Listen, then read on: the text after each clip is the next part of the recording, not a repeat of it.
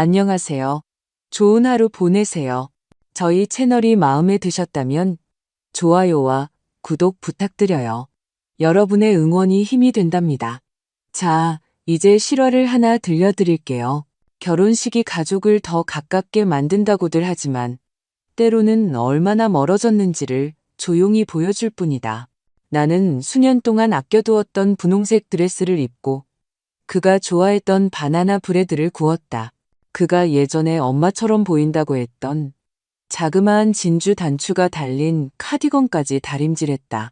하지만 결혼식장에 들어섰을 때 아무도 그와 가까운 자리를 남겨두지 않았다는 것을 깨닫고는 내 안에 무언가가 흔들렸고 그 흔들림이 모든 것을 바꾸게 될 것임을 알았다. 강원도 양양의 봄은 조용하다. 평화로운 조용함이 아니라 잊힌 듯한 조용함. 내 집은 고요한 호수 옆에 자리하고 소나무와 추억으로 둘러싸여 있다. 나는 이제 혼자 산다. 남편 준영은 4년 전 겨울에 세상을 떠났고 아들 도윤은 점점 뜸해졌다. 하지만 이해한다. 젊은 사람들은 그들만의 삶이 있다. 우리가 그들을 그렇게 키우는 것 아닌가. 요즘 나의 하루는 느리게 흘러간다. 아침에 바나나 브레드를 굽고 미지근한 커피를 마시며 동네 신문을 읽은 다음 때맞춰 피어나기를 거부하는 앞마당에 고집스러운 튤립에 물을 준다. 가끔은 우편차가 그냥 지나가는 것을 보고 가끔은 저 길 아래 누군가도 매일 오후 우편을 확인하며 아무것도 바라지 않는 척하는 건 아닌지 생각한다. 도윤에게서 결혼 소식이 온 것은 3주 전이었다. 그는 설레고 들뜬 목소리였지만 어딘가 산만했다. 그녀의 이름은 소은이라고 했다. 어떤 결혼식을 계획하고 있냐고 묻자. 그는 간단하지만 품위 있는 결혼식을 생각하고 있다고 얼버무렸다. 그러다 말끝을 흐렸다. 내 생각은 묻지 않았고 어떤 주말이 괜찮은지도 묻지 않았다. 도와줄 일이 없는지 물었지만 그는 걱정하지 말라며 모든 것을 알아서 처리할 것이라고 했다. 연습 저녁 식사 때 파일을 만들고 싶다고 했더니 그는 공손하게 웃으며 고맙지만 괜찮다고 했다. 나는 전화를 끊고 한동안 휴대폰을 응시했다. 그때 어떤 감정이 들었다. 소리 내어 말하지 않았지만 내가 쓴 줄 알았던 이야기에서 그저 손님 역할을 부여받은 것 같은 기분이었다. 하지만 나는 희망을 선택했다. 드레스를 고르고 현관을 청소하고 심지어 코트 소매를 줄이기도 했다. 내 안의 한 조각은 어쩌면 이 결혼식이 우리를 다시 조금 더 가깝게 만들지도 모른다고 여전히 믿었기 때문이었다. 때로는 가장 큰 상실이 고함이나 문을 쾅 닫는 소리로 오지 않는다. 그것은 침묵 속에 수천 번의 칼날처럼 느껴지는 작고 공손한 무시 속에 온다. 밤에 침대에 따라와서 언제부터 자신이 필요 없는 존재가 되었는지 의문을 품게 하는 그런 조용한 말이다. 결혼식은 2시간 남쪽의 호숫가 리조트에서 열렸다. 멋진 곳이었다. 나무 대들보와 물이 보이는 바닥부터 천장까지 이어진 창문으로 가득했다. 도윤은 소은의 아이디어였다고 했다. 현대적이면서도 시간을 초월한 것을 원했다고. 나는 습관처럼 일찍 도착했다. 수년 동안 고이 간직했던 분홍색 드레스를 입었다. 허리 부분에 부드러운 주름이 잡혀 있었고 너무 튀지 않았다. 머리는 뒤로 핀으로 고정하고 연한 립스틱을 발랐다. 아들이 가장 중요한 날에 엄마가 입을 법한 옷차림이었다. 나는 로비에서 혼자 걸어갔다.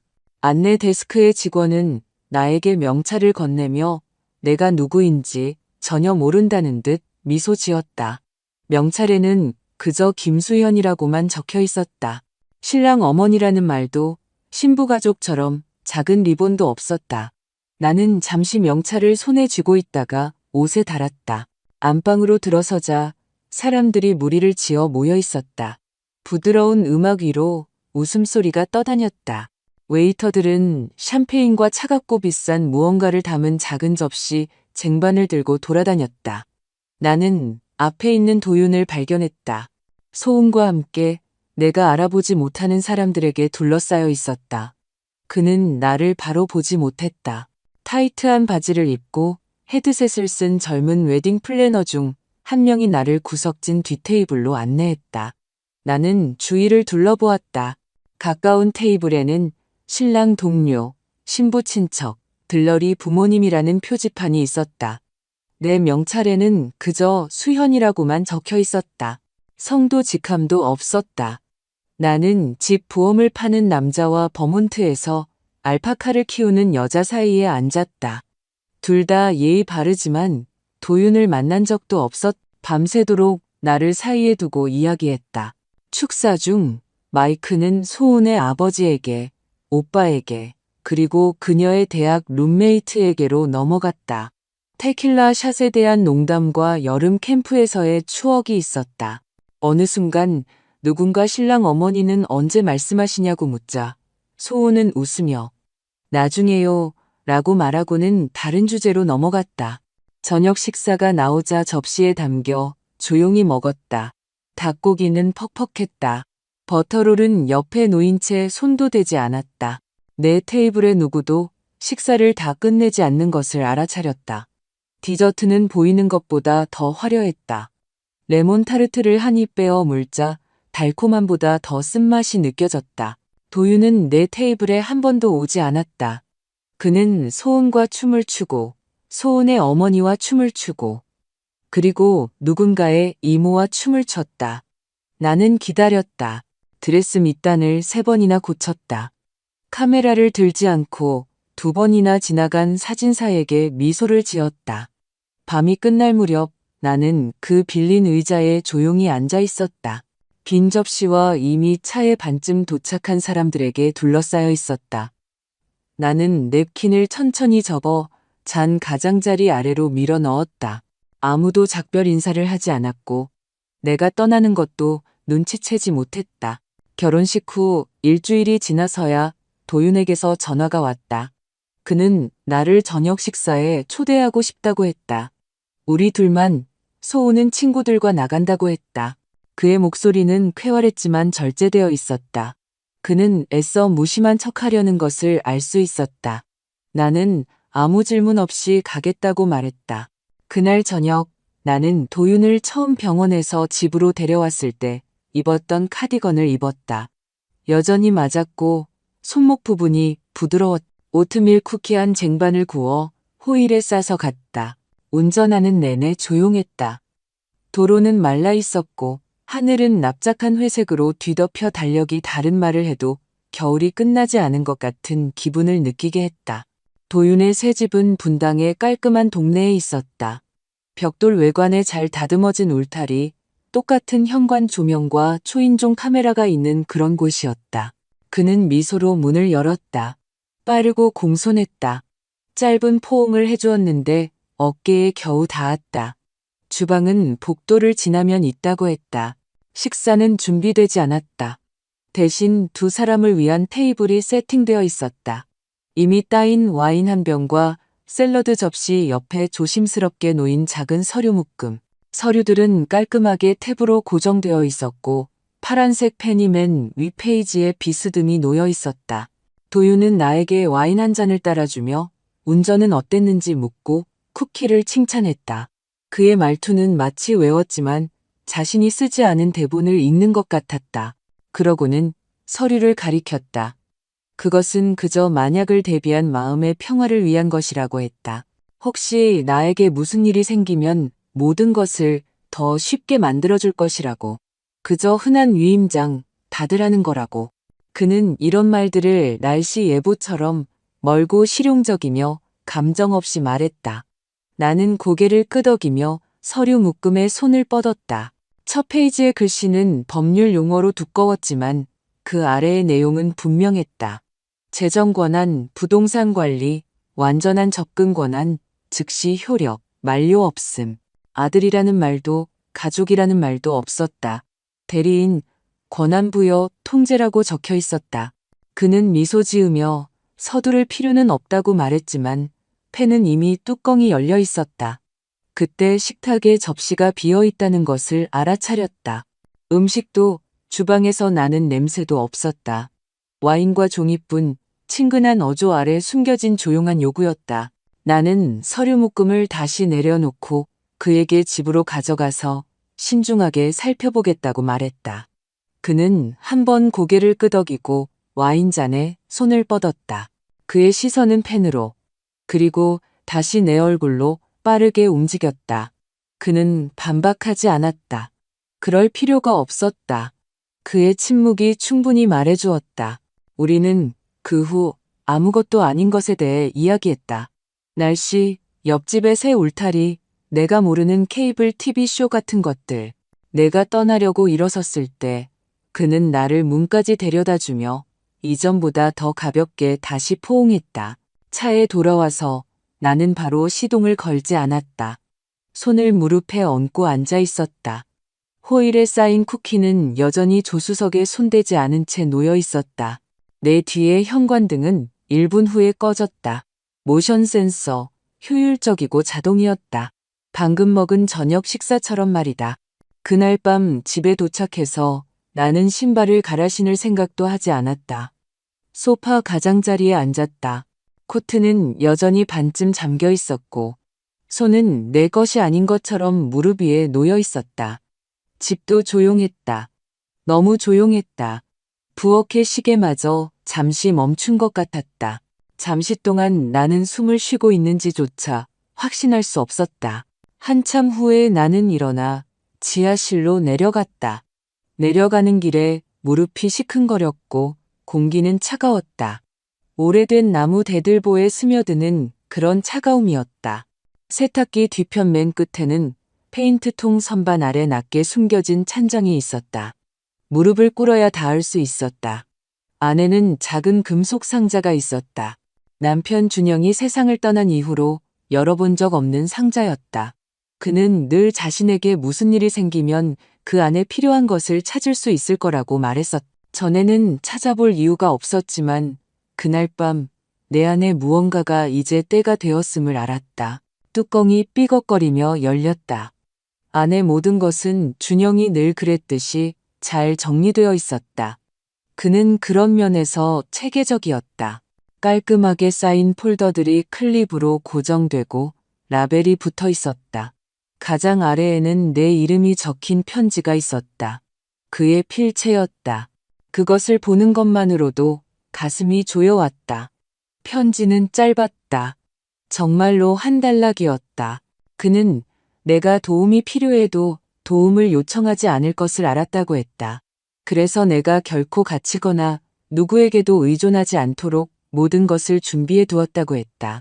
도윤에게는 말하지 말라고 했다. 그를 사랑하지 않아서가 아니라 그가 세상이 어떻게 돌아가는지 알았기 때문이라고. 돈은 사람을 바꾸고 때로는 그들이 이미 어떤 사람인지 드러낸다고. 파일에는 내 이름으로 된 2개의 계좌가 나열되어 있었다. 내가 존재조차 몰랐던 투자 포트폴리오, 주식 옵션, 뮤추얼 펀드, 그리고 작은 텍사스 부동산과 연결된 연금까지. 총 700만 달러가 넘는 금액이었다. 나는 그 숫자를 응시하다가 폴더를 닫았다가 다시 열었다. 혹시 잘못 읽었나 생각했다. 울지 않았다. 그때는 안도감도 느끼지 못했다. 방에 담기에는 너무 큰 비밀을 쥐고 있는 듯한 더 무거운 무언가였다. 나는 지하실 바닥에 오랫동안 앉아 있었다. 차가움이 다리에 스며들었다. 금속 상자는 내 옆에 여전히 열려 있었다. 내가 가장 크게 느낀 것은 준영이 남긴 것의 무게였다. 돈뿐만 아니라 신뢰, 통찰력, 그리고 내가 필요할 줄 몰랐던 조용한 보호. 그는 나보다 먼저 무언가를 보았고 자신만의 조용한 방식으로 내가 가장 필요한 것을 남겨주었다. 안전도 부도 아닌 선택의 자유를. 나는 상자를 닫고 잠갔다. 천천히 일어섰다. 다리는 뻣뻣했고 손은 나이와 상관없이 떨렸다. 위층으로 올라와 부엌을 제외한 집안의 모든 불을 끄고 빈 메모장과 도윤이 준 서류 묶음을 가지고 식탁에 앉았다. 그리고 글을 쓰기 시작했다. 그가 원하는 것이 아니라 내가 해야 할 말을. 이틀 후 오전 중반에 다음 전화가 왔다. 나는 막 시리얼 한 그릇을 들고 앉아 있었다. 아직 집 슬리퍼를 신고 있었다. 휴대폰이 한 번, 그리고 다시 한 번 울렸다. 첫 번째는 음성 메시지로 넘어가게 두었다. 두 번째에는 전화를 받았다. 도윤의 목소리는 평소보다 부드러웠고 거의 조심스러웠다. 그는 괜찮은지 확인하고 싶다고 했다. 서류를 살펴볼 기회가 있었는지 물었다. 나는 그렇다고 대답하며 목소리를 침착하게 유지했다. 그는 잠시 동안 너무 길게 멈췄다가 서두를 필요는 없지만 혹시 모르니 정리해두는 것이 좋겠다고 말했다. 무슨 뜻인지 물었다. 그는 계획하는 것에 대해, 실용적인 것에 대해, 나를 보호하는 것에 대해 말하기 시작했지만 말은 맴돌기만 했다. 뇌졸중 후 계좌 접근 권한을 잃은 여성에 대한 뉴스 기사를 언급했고 몇 달 동안 비밀번호를 잊어버린 친구 어머니 이야기를 꺼냈다. 걱정이 아니라 전략에 뿌리내린 이유들의 목록이 그 밑에 깔려 있다는 것을 들을 수 있었다. 내가 침묵하자 그는 헛기침을 하며 그저 최선을 다하고 싶었다고 말했다. 그러고는 그의 목소리가 약간 변했다. 날카로운 기운이 돌아왔다. 그는 너무 오래 기다리면 모든 것을 처리하기가 더 어려울 수 있어요. 라고 말했다. 앞서 생각해야 한다고. 모든 것이 아직 간단할 때 서명하는 것이 현명한 일이라고. 그가 말하는 동안 나는 창밖을 내다보았다. 나무들은 앙상했고 다람쥐가 마당을 가로질러 달려가다가 덤불 속으로 사라졌다. 그것이 사라지는 것을 지켜보며 날카로움이 갈비뼈 뒤에 자리 잡는 것을 느꼈다. 나는 그에게 생각해보겠다고 했다. 그는 괜찮다고 말하고는 소원이 모든 것을 더 원활하게 처리할 수 있도록 재정 고문을 찾았다고 덧붙였다. 그들이 나를 위해 모든 것을 마련해 줄 수 있다고 했다. 우리는 전화를 끊었다. 나는 오랫동안 앉아 있었다. 시리얼은 내 앞에 눅눅해져 있었다. 움직일 수 없었다. 도윤이 아팠을 때 밤새 그와 함께 있었던 모든 밤들을 생각했다. 한때 폭설 속에서 5시간을 운전해 그에게 스페어 타이어를 가져다 준 일을 생각했다. 그래야만 해서가 아니라 내가 원했기 때문에, 나에게 사랑은 그런 것이었기 때문에. 그런데 이제 그는 마치 내가 거래 대상인 양, 물류 과정의 한 단계인 양, 나에게 말하고 있었다. 집은 평소보다 더 작게 느껴졌고 침묵은 더 조였다.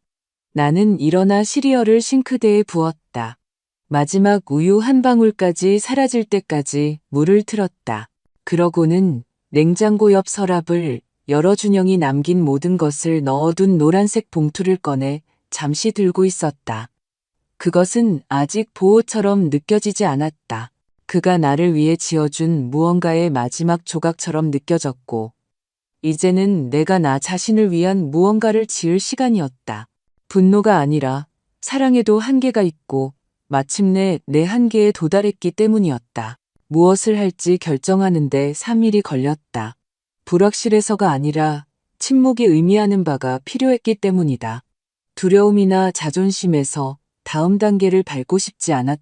내가 요구받는 것이 무엇인지, 그리고 더 이상 허용할 수 없는 것이 무엇인지를 아는 것에서 나오고 싶었다. 캐럴의 전화번호를 오래된 생일 카드 뒷면에서 찾았.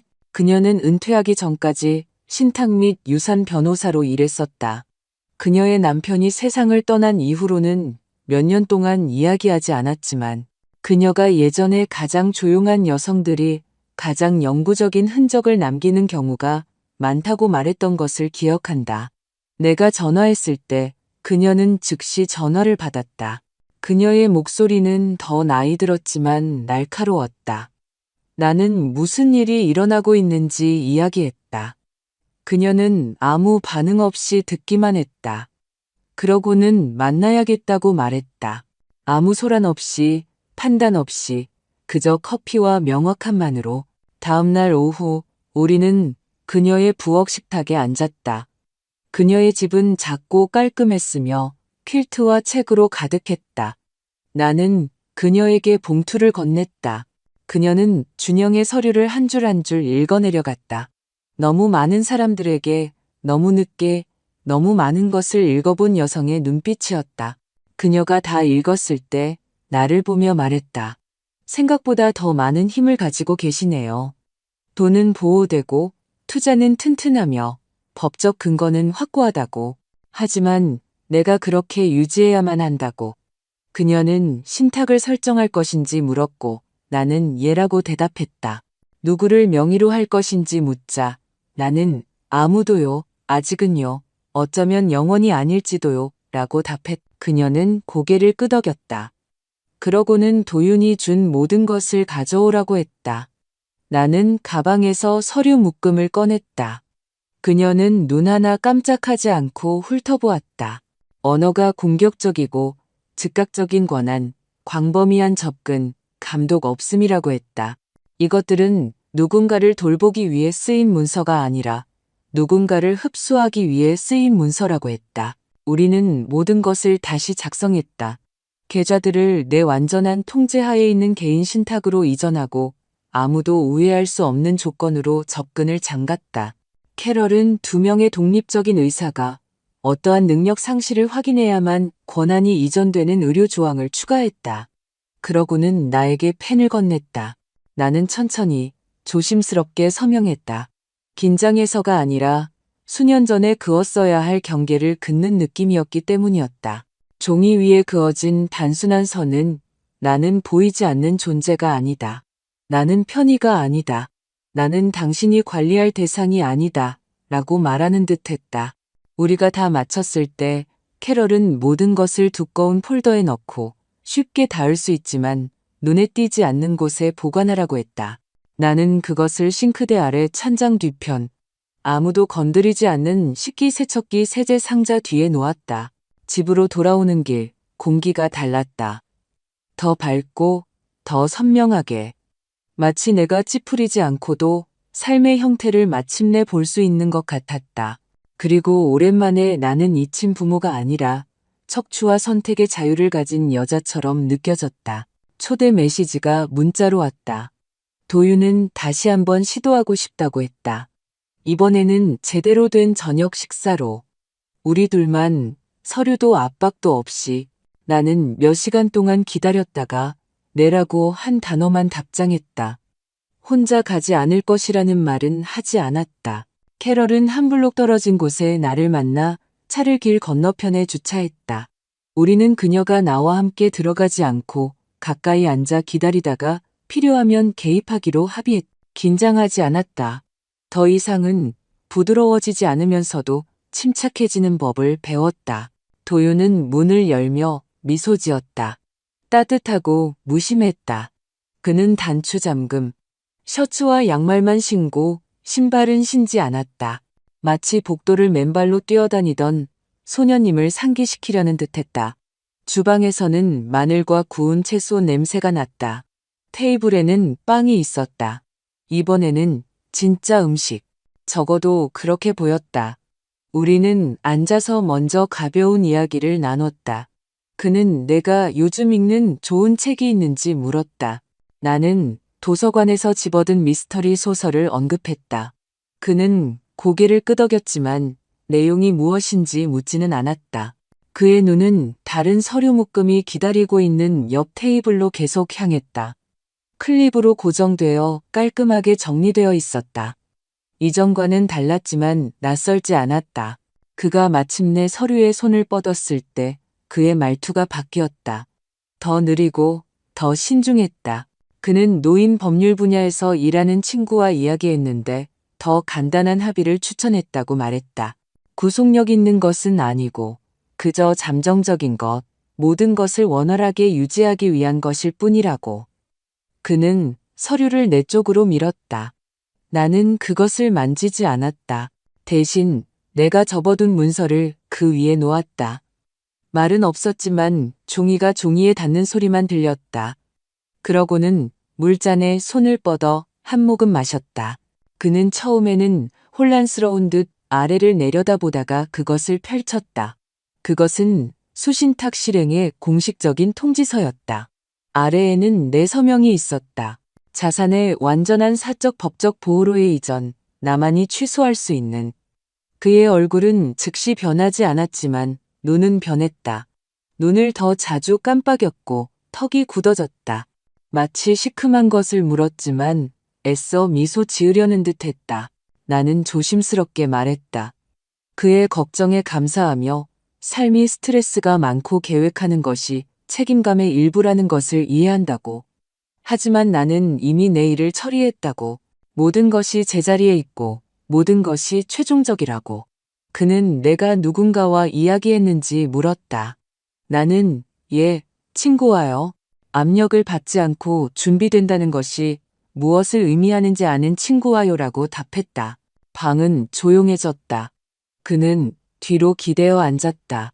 손가락이 식탁볼을 한번 두드리고는 멈췄다. 잠시 그는 아들이나 남편처럼 보이지 않았다.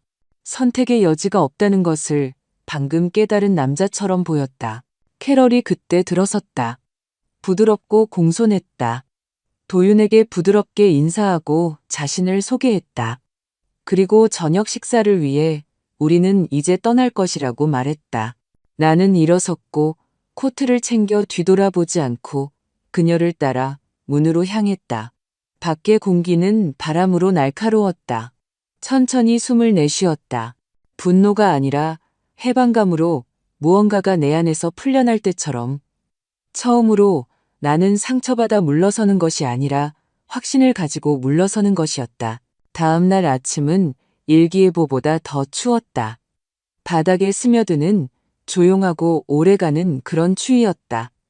나는 토스트를 만들고 오렌지 주스 한 잔을 따라 주방 식탁에 앉았다. 둘 다 손대지 않았다. 내 손은 전날 밤의 온기를 아직 머금고 있었지만 가슴은 무언가가 닫혀버린 듯했다. 10시쯤 휴대폰이 울렸다. 한 통의 메시지였다. 도윤에게서 온 한 줄짜리 메시지. 엄마가 일을 더 어렵게 만들었어요. 안녕이라는 말도 이름도 없이 그저 그 말뿐이었다. 나는 오랫동안 화면을 응시하다가 전화를 테이블에 엎어놓았다. 토스트는 차가워졌고 주스는 더 이상 상쾌해 보이지 않았다. 이어서 온 메시지도 사과도 설명도 없었다. 그리고 나는 엄마가 아는 방식으로 알았다. 그 말이 실망에 관한 것이 아니라 통제에 관한 것이라는 것을. 영원히 열어둘 수 있다고 생각했던 문이 이제 닫혔다는 것을. 그날 늦게 나는 차고로 가서 몇 년 동안 손대지 않았던 상자 몇 개를 확인했다. 사진 앨범을 찾았다. 아주 오래전 크리스마스 사진 한 페이지를 펼쳤다. 도윤은 5살이었다. 눈 때문에 볼이 빨개져 장난감 트럭을 들고 활짝 웃고 있었다. 이가 빠진 자리를 셀 수 있을 정도로 활짝 웃었다. 나는 지치거나 두려울 때마다 그 미소를 마음속에 새겨두곤 했다. 그것은 많은 것의 이유였다. 그러나 이제 나는 다른 것을 보았다. 소년이 아니라 2번 묻지 않고 늘 원하는 것을 얻었던 소년. 준영과 나는 그렇게 해주었다. 그가 요구해서가 아니라 사랑은 모든 장애물, 모든 짐을 제거하는 것이라고 생각했기 때문이었다. 우리는 너무 많은 것을 주었고 어느 순간 그는 자기 것이 아닌 것에 대한 권리가 있다고 믿기 시작했다. 오후에 또 다른 문자가 왔다. 이번에는 소은에게서였다. 상황이 긴장된 것에 대해 미안하다고 했다. 그들은 그저 책임감 있게 계획하려 했을 뿐이라고. 혹시 이야기하고 싶으면 언제든 괜찮다고. 그러고는 예상보다 오랫동안 마음에 남는 말을 썼다. 강한 아들을 키우셨네요. 저희는 그의 미래를 돕고 싶었을 뿐이에요. 나는 2번 읽었다. 말은 공손하고 세련되었지만 그 아래에는 분명히 들렸다. 이제 당신의 시간은 끝났으니 놓아주세요. 나는 답장하지 않았다. 휴대폰을 닫고 카운터에 놓아두었다. 그날 밤 오렌지 주스를 싱크대에 부었다. 화나서가 아니라 온도를 잃은 것을 마시고 싶지 않았기 때문이었다. 나는 창가에 서서 어둠 속을 내다보았다. 하늘은 이미 지붕 위로 겨울을 들이오고 있었다. 울지 않았다. 서성이지도 않았다. 가만히 서 있었다. 때로는 가장 큰 대답이 아무 대답도 아닐 때가 있고, 때로는 문이 닫히면 다시 열려서는 안 될 때가 있기 때문이다. 힘으로도 죄책감으로도. 그리고 분명히 피로도. 집은 준영이 살아있을 때도 시끄러웠던 적이 없었다. 하지만 도윤과의 마지막 대화와 그 뒤에 이어진 침묵 이후 무언가가 변했다. 조용함은 더 이상 중립적이지 않았다. 그것은 판결처럼 느껴졌다. 나는 방들을 더 느리게 움직이기 시작했다. 피곤해서가 아니라 서두를 이유가 없는 듯했기 때문이었다. 하루하루는 부드러운 형태를 띄었다. 나는 수건을 정성껏 접고 깨끗한데도 카운터를 닦고 매일 아침 정확히 같은 시간에 식물에 물을 주었다. 전화를 기다리는 것은 아니었지만 전화가 오지 않을 때 여전히 알아차렸다. 사흘이 지나서야 음성 메시지 표시등이 깜빡였다. 전화가 울렸을 때 받지는 않았지만 나중에 들었다. 도윤의 목소리는 스피커를 통해 마치 내가 더 이상 열 계획이 없는 문 뒤에서 들려오는 듯했다. 그는 자신이 과민 반응했다고 말했다. 그저 모든 것을 제대로 처리하고 싶었을 뿐이라고. 그러고는 좀 더 부드럽게 말했다. 예전이 그리웠다고. 다시 이야기할 수 있기를 바란다고. 그냥 이야기만이라도. 나는 그것을 삭제하지도 저장하지도 않았다. 그저 디지털 먼지와 의무감 사이에 그대로 두었다. 그날 밤 늦게 나는 몇 달 동안 열어보지 않았던 오래된 문자 메시지들을 뒤적이고 있었다. 몇 년 전 사진들이 있었. 도윤이 뒤뜰에서 고기를 굽는 모습. 소은이 내가 도와준 파일을 들고 있는 모습. 우리가 함께 키우던 개가 너무 늙어 계단을 오르지 못하게 되기 전에 흐릿한 사진. 그리고 더 거슬러 올라가면 도윤이 아직 느낌표를 너무 많이 사용하고 사랑해요. 같은 말을 끝에 붙이던 시절에 문자 메시지들이 있었다. 나는 하나를 클릭하고 응시했다. 그저 응시했다. 아무것도 느끼려 하지 않고 한때 존재했던 것을 그저 알아차렸다. 그러고는 하나씩 지우기 시작했다. 분노해서가 아니라 인정하는 마음으로. 마지막으로 남겨둔 것은 영상이었다. 10살 된 도윤이 손전등을 턱 아래에 대고 어둠 속에서 무서운 이야기를 하는 동안 나는 뒤에서 웃고 있었다. 그때 내 목소리는 더 젊고 가벼웠다. 2번 보고는 휴대폰을 닫았다. 그날 밤 일찍 잠자리에 들었다. 잠들기 위해서가 아니라 가만히 누워있기 위해서였다. 침대는 더 넓게 느껴졌다. 더 비어있지 않고 그저 더 솔직하게. 나는 그 소년에게 모든 것을 주었고 그가 된 남자는 그것을 나에 대한 주장을 세우는 데 사용했다. 그것이 가장 힘든 부분이었다. 탐욕도 조작도 아니었다. 사랑으로 준 것을 그가 지렛대로 바꿔 사용했다는 깨달음이었다. 어느 순간 나는 그의 눈에서 엄마가 아니라 자원이 되어버린 것이다.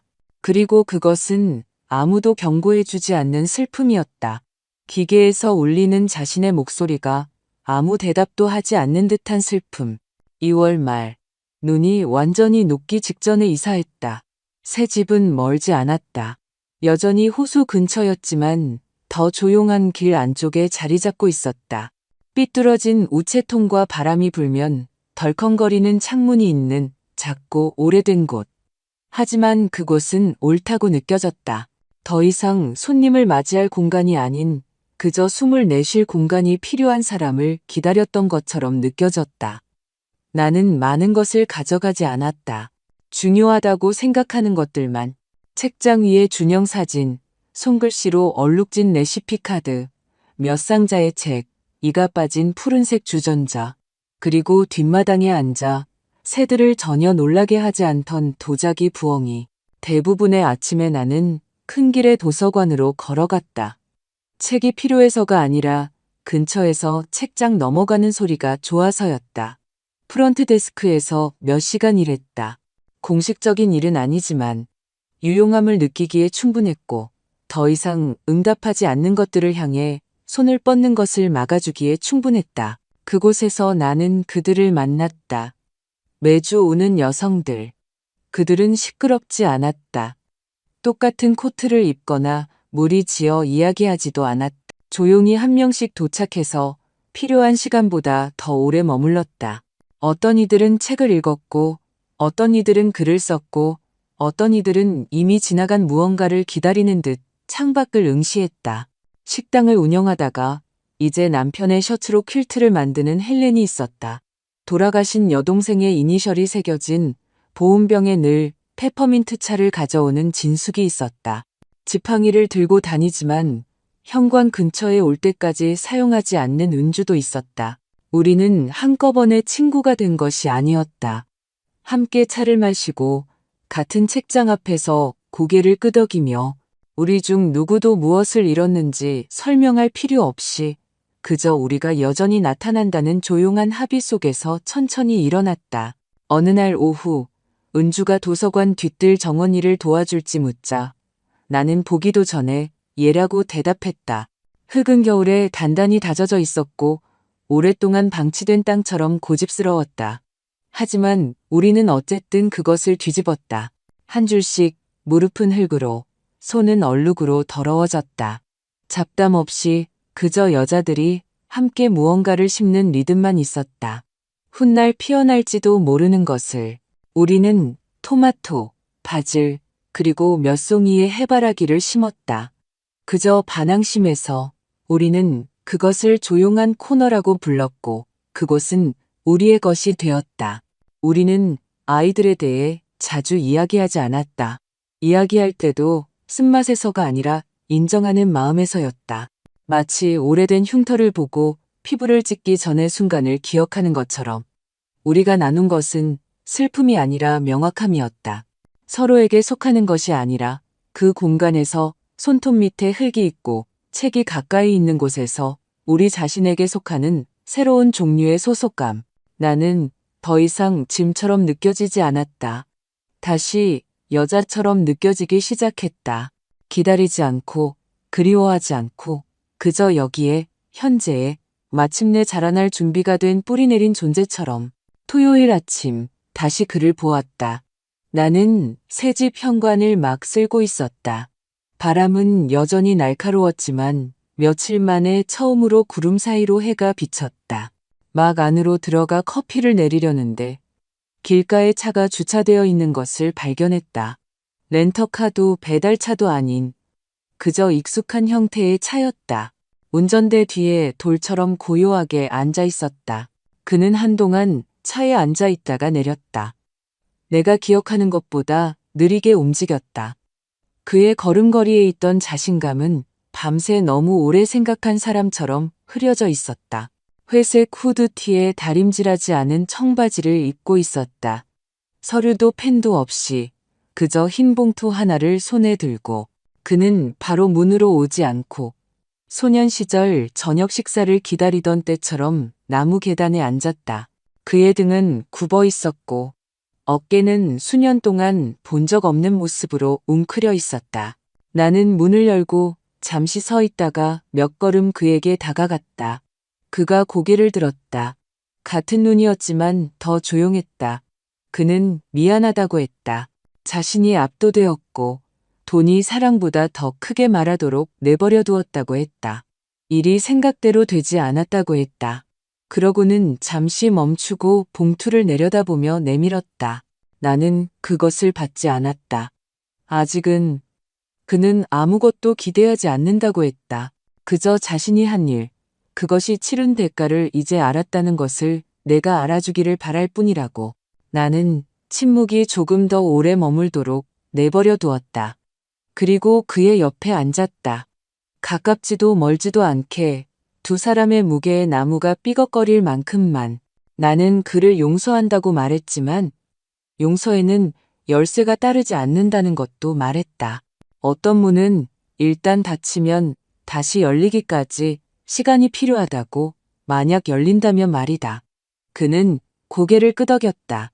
반박하지 않고 그저 고개를 끄덕였다. 우리는 잠시 더 앉아 있었다.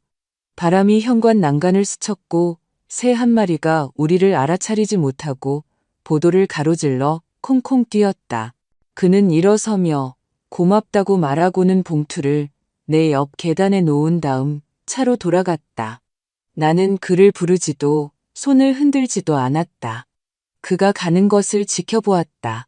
그리고 차가 모퉁이를 돌아 사라지자 나는 앉아 있었다. 기다리지도 슬퍼하지도 않고 그저 숨 쉬고 있었다.